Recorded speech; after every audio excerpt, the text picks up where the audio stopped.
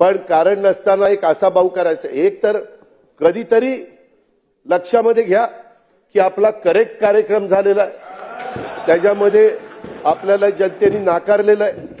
त्यामध्ये जर आकडे काढायचं म्हटलं तर इतक्या मोठ्या प्रमाणावर म्हणजे 48% महायुतीला मतं आहेत आणि 33% समोरच्यांना मतं आहेत.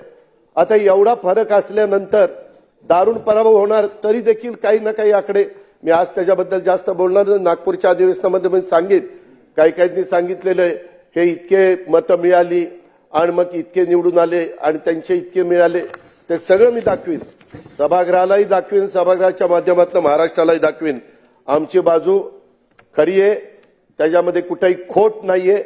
जनतेने आमच्यावर विश्वास दिलेला आहे आणि या विश्वासाला आम्ही पण, अध्यक्ष महोदय, ज्यावेळेस 5 महिन्यापूर्वी लोकसभेच्या निवडणुका झाल्या त्यावेळेस महायुतीला 42 पॉइंट काही टक्के मतं होती आणि आघाडीला 43% मतं होती.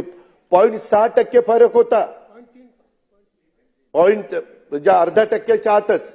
तरी देखील आमच्या जागा किती आल्या? आमच्या जागा 17 आल्या आणि यांच्या जागा 31 आल्या. आम्ही रडत नाही बसलो. ठीक आहे, जनतेचा कौल आहे.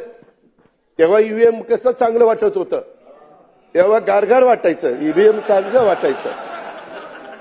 आणि आता गारगार वाटतंय का गरम वाटतंय ते तुमचं तुम्हीच बघा.